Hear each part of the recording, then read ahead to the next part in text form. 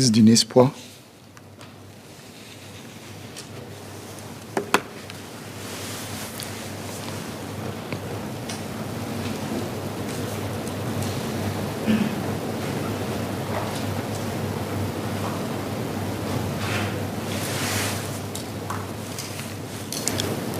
Speaker, sir, I stand in support of Budget 2022.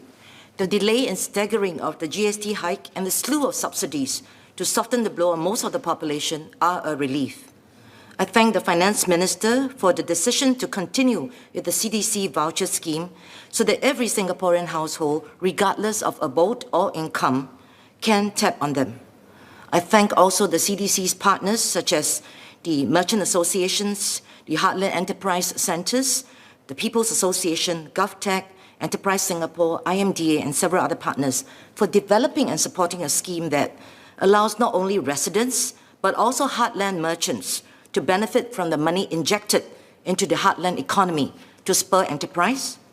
It allows participating merchants to be reimbursed in the next day instead of having to wait, allows for the printing of CDC vouchers for the elderly who are non-tech savvy so that they can personally use them. So thank you very much. Now I wish to touch on 3 topics today.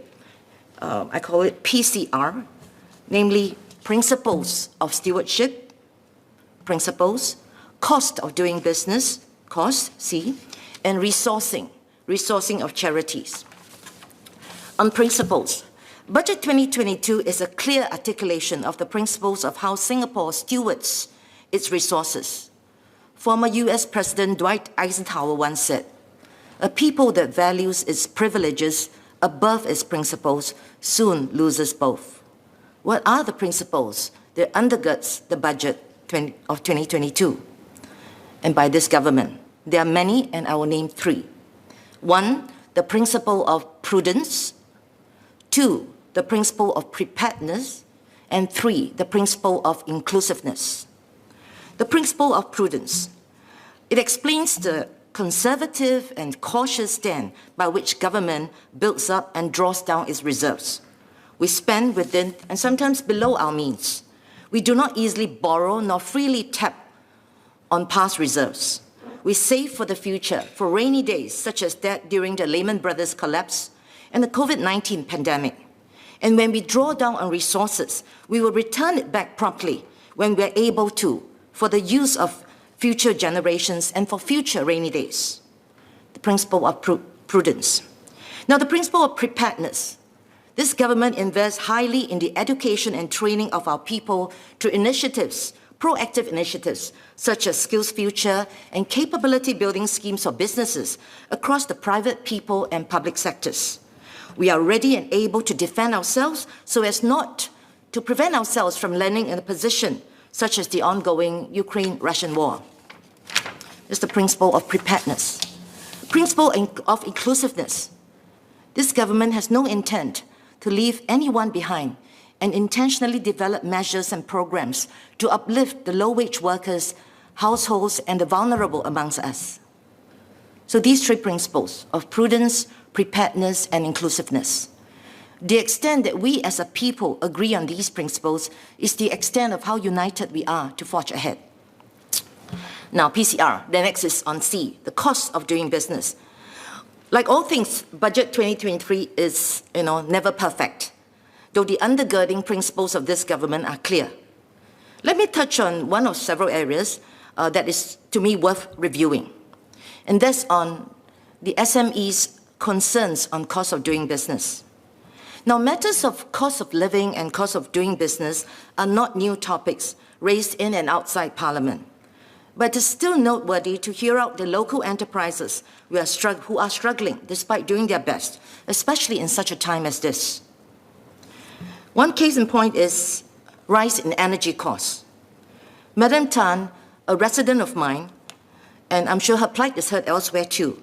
She's a supplier of container packaging to industries ranging from food to paints to solvents. She told me her struggles arising from not only supply chain disruptions during the pandemic, but also high global energy costs. A loyal Singapore power grid customer for a long time, her business was subject to fluctuations in electricity rates since last September, from 14 cents to 75 cents per kilowatt, and it's gone down recently. Now, hope came in the form of MTI's very popular Temporary Electricity Contracting Support Scheme, or TREX, which offered monthly fixed price plans. Alas, utility supplier after supplier turned down Madam Tan's application, citing full subscription and to try in July 2022. Madam Tan fears that the cost of doing business for SMEs like hers might further escalate with news like the carbon tax increases and the war in Ukraine and Russia. She certainly has no intent to close her business, this being a family business and doing quite okay for a long time. I have discussed the matter with Minister Tan See Leng in his MTI role, and I know that he too, and he's a very earnest minister, he too is mulling over the issue. Now, would government be willing to consider providing an energy rebate equivalent to, example, the USAFE vouchers given to residents if expanding the TREX program is not viable? The next, still on costs of doing business, the rise in qualifying salaries of the foreign workforce. Now, another major input heard from SMEs concerns the well-intended increased qualifying salaries of S-Pass and E-Pass holders. The policy intent is this: to bring in the right caliber of imported talents and to make it more attractive for companies to employ Singaporeans. The anecdotes I heard from the ground caused me to wonder if government has been too blunt in this approach and if the policy intent in this instance has been achieved. Some employers claim that the increase in qualifying S-Pass and E-Pass salaries have pushed up not only the salaries of the foreign talents, but also local staff as well, and hence cost of business. Now, it's not that bad, but there's also this nagging issue that even if firms choose to hire local staff, some candidates are simply difficult to come by. I'm referring to candidates for jobs such as preschool Chinese language teachers, educators, speech and occupational therapists, even cybersecurity and IT professionals who are also in high demand by multinational firms setting up business in Singapore. So in this regard, would government direct a think tank to study the impact of this particular policy and decide, one, if this S-Pass and E-Pass policy is still effective to deter foreign hires and to promote local hires, and two, if ways can be found to increase the local talents, the pool of local talents in higher demand. Last, PCR R, on resourcing of charities. I wish to end off with suggestions on how government can play a more effective role in resourcing charities to build a more caring and inclusive society, one of the strategic thrusts of Budget 2022. Now, the Singapore government has long adopted a many helping hands approach to deliver a range of social services and assistance programs, primarily to work with partners who know the ground better. And this has been the adoption of this strategy for a long time. There are more than 2,300 registered charities in Singapore. About 200 of these are large charities with more than $10 million in receipts. Larger charities often fill important gaps where government and the rest of society have not stepped in sufficiently. There are gaps which are also well known and highlighted time and again in this House. In the world of disability, for example, these include issues such as the cliff effect for many special needs graduates who literally stop learning after the age of 18, the need for a continuum of residential housing options for especially disabled adults, the pleas for support by elderly parents too afraid to die for fear of what might happen to the ones they leave behind. Some of these programs, such as residential homes and daycare centers for the disabled, are known to be high-ticket items that cause high operating deficits on charities in the millions, and often insufficiently covered by government grants. And these are spaces that only the lion-hearted or the clueless will enter. Government should play an active role in resourcing charities that provide essential services that government would otherwise have to undertake. Resourcing, of course, can be facilitated in three ways. One, by providing grants, hopefully sufficient grants to the partnering charity. Two, by strengthening the nexus between top needs and potential top donors.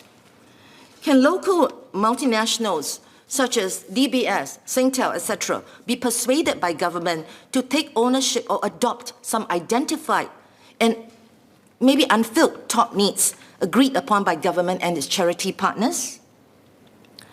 3, government can help by simplifying or facilitating, by simplifying fundraising requirements to help charities help themselves. One case in point is a government's partnership in this budget to extend the Tote Board's Enhanced Fundraising Program, or the EFR, Enhanced Fundraising Program, EFR, to incentivize fundraising.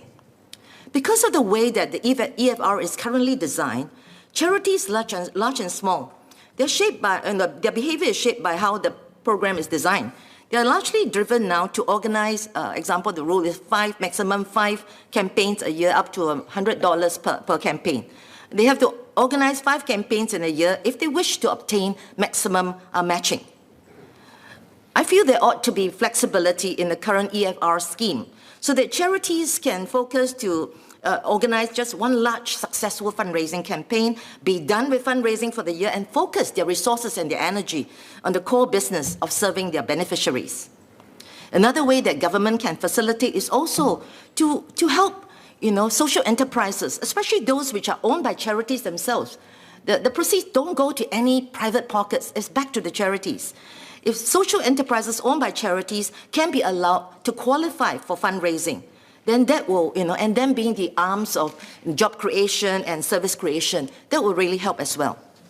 So I really hope government will help to look at, how the ways by which the charities can be resourced so that, they can partner, these charities can partner government even more effectively. In conclusion, sir, I've brought up the issues of PCR, principles, the costs of doing business in Singapore, and the resourcing of charities by government. I seek Minister's favourable consideration for my suggestions, and thank you for a well-crafted Budget 2022, which I support.